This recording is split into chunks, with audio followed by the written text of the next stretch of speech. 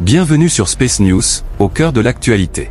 Monsieur, je vous prie d'accueillir son Excellence, Monsieur le Président de la République.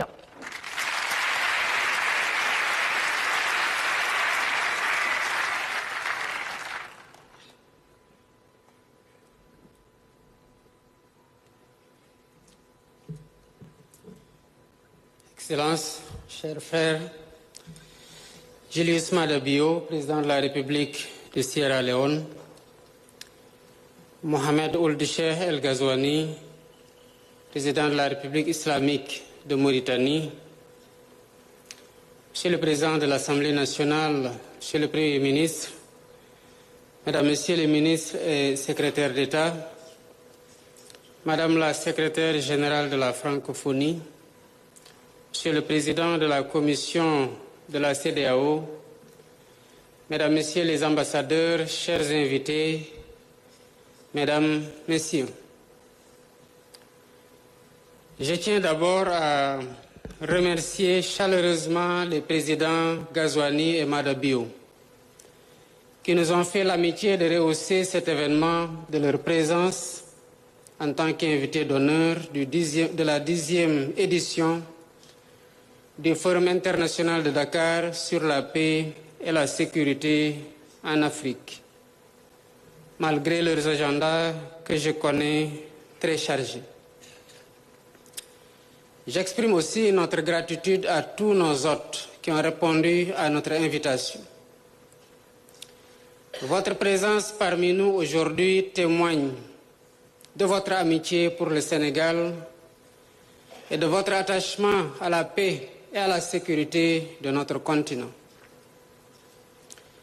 Je souhaite à toutes et à tous la bienvenue et un agréable séjour au Sénégal. De même que je remercie vivement les partenaires qui ont soutenu l'organisation de cette édition. Mesdames, Messieurs, lorsque ce forum voyait le jour, il y a plus de 10 ans, la poussée djihadiste s'installait déjà au Sahel et dans la Corne de l'Afrique. Elle recommandait dès lors que le continent renforce son espace de réflexion stratégique sur sa propre sécurité, affirme sa voix et construise ses propres solutions.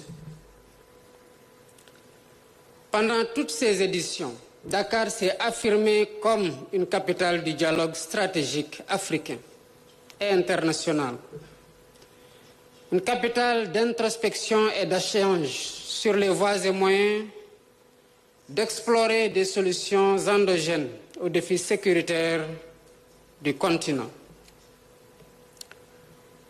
Au moment où nous sommes réunis ici, cette conviction n'a pas faibli. Au contraire, elle s'est renforcée au contact de la réalité. Le monde dans lequel nous vivons en 2026 est marqué par une profonde instabilité et des crises majeures aux impacts colossaux. Elles ont fragilisé les consensus multilatéraux, remis en cause les alliances et les équilibres régionaux. Elles nous rappellent surtout que la barbarie n'est jamais loin. Au Proche-Orient, le conflit à Gaza renvoie à l'humanité des images tragiques qui blessent les consciences et affectent les sensibilités. De plus, nous assistons depuis 2 ans à des fractures commerciales profondes entre grandes puissances, avec une volonté notoire de retour au protectionnisme économique et au repli sur soi sans précédent. Pendant ce temps, notre continent, loin d'être protégé, subit les effets de toutes les crises et doit faire face en plus à des menaces plurielles telles que les conflits armées et le terrorisme, la criminalité transfrontalière organisée et la piraterie maritime. Avec l'expansion du terrorisme, la désinformation et la cybercriminalité qui constituent des menaces sérieuses à nos démocraties et à nos infrastructures critiques. Comme si tout cela ne suffisait pas, les changements climatiques qui s'accentuent deviennent également un vecteur d'instabilité, y compris le risque dévastateur de nouvelles pandémies. Le diagnostic est clair. Et si rien n'est fait, l'Afrique ne tirera pas profit de ces énormes potentialités. Dès lors, il convient de nous poser la question sur ce que l'Afrique doit faire pour juguler ces fléaux et asseoir son développement. C'est là toute la pertinence du thème choisi pour cette 10e édition du Forum, à savoir l'Afrique face aux défis de stabilité, d'intégration et de souveraineté, quelle solution durable? Cette thématique nous appelle à une réflexion profonde sur ce que nous devons faire ensemble, dans la solidarité, pour sortir notre continent du cycle de l'instabilité et en faire un espace pacifique, intégré, souverain et prospère. Mesdames, Messieurs, l'Afrique n'est pas sans réponse. Des progrès notables ont été enregistrés dans la prévention des conflits et dans le maintien de la paix. Des architectures de sécurité collective ont été conçues au niveau régional et continental. L'Union africaine et les communautés économiques régionales, en particulier la CEDEAO, ont démontré leur capacité à intervenir par le déploiement de forces de maintien de la paix. Mais ces architectures ont des limites, des mandats parfois flous, des financements incertains, des capacités opérationnelles insuffisantes et surtout une déconnexion trop fréquente entre les décisions prises ailleurs et les réalités vécues sur le terrain. Il est donc urgent de réorienter nos réponses collectives pour les rendre plus agiles, plus efficaces, plus ancrées dans les besoins réels des populations. L'Afrique ne doit plus se contenter d'être le centre des convoitises entre grandes puissances, ni de rivalités énergétiques et minières. Elle ne doit pas non plus rester spectatrice de la recomposition en cours des équilibres mondiaux. Nous devons en être des acteurs plus dynamiques et à part entière. Notre continent doit assumer clairement sa souveraineté. Nous ne devons plus accepter que notre agenda sécuritaire soit défini ailleurs. Que nos priorités soient dictées par des intérêts étrangers. Que notre espace stratégique soit occupé sans notre consentement. La souveraineté, c'est aussi et surtout une réalité intérieure.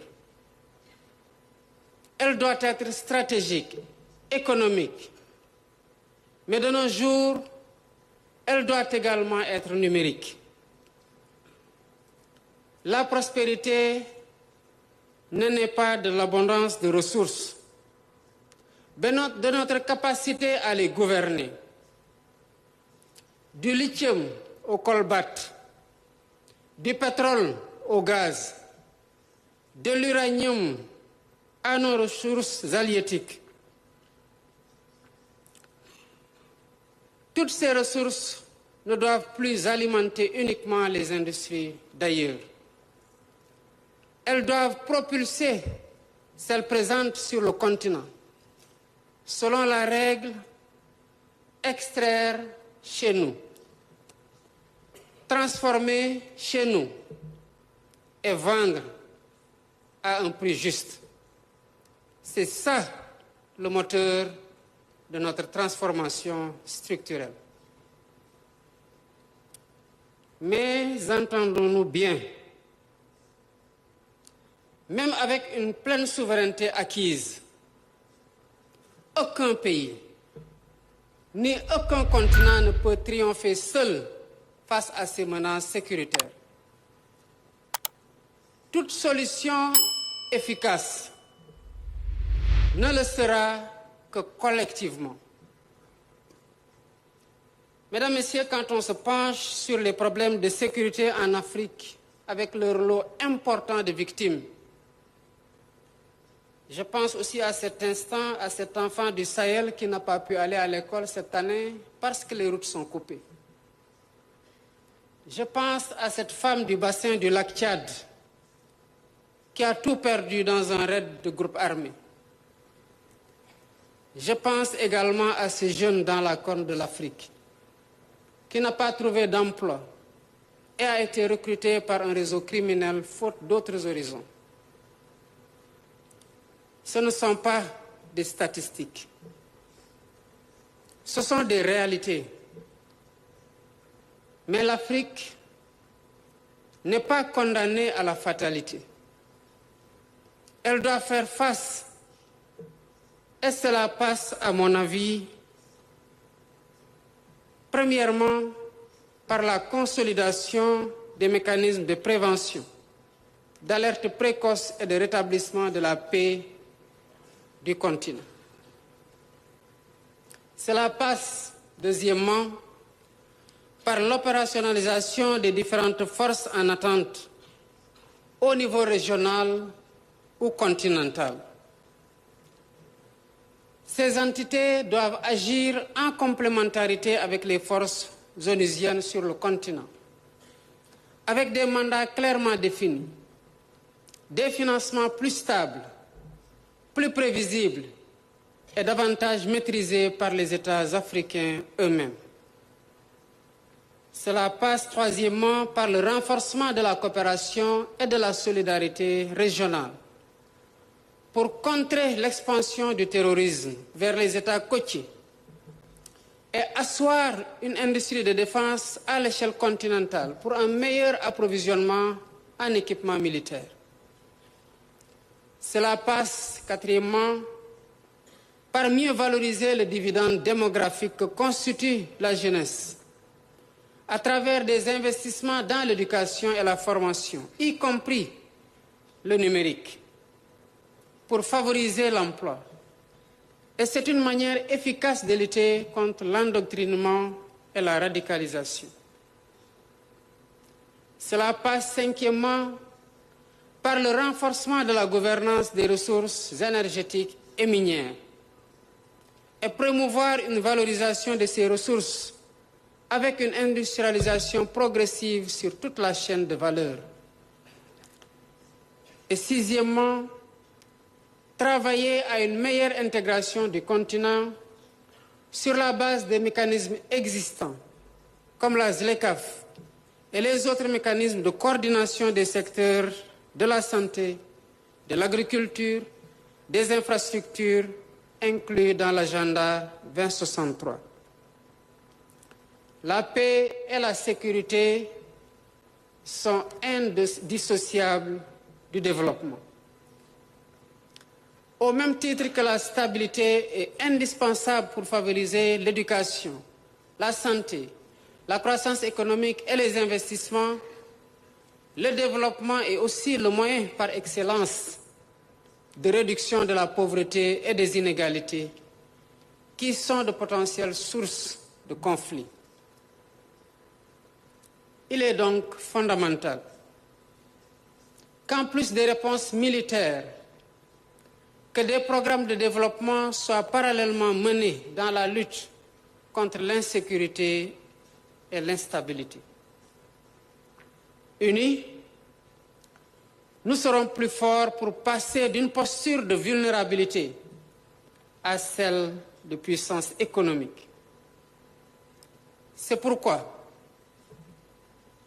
La centralité de l'intégration africaine doit être au cœur de nos politiques.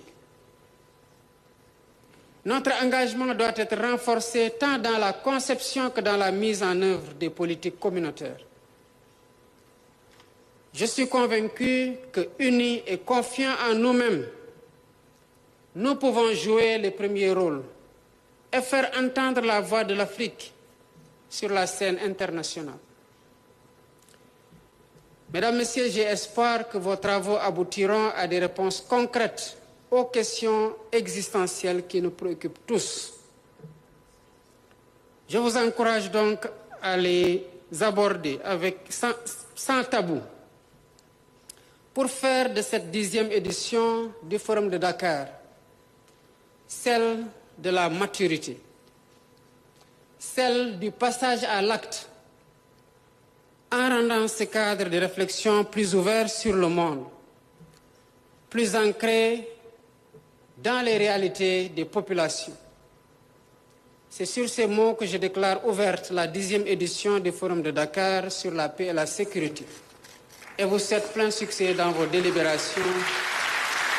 Je vous remercie de votre attention.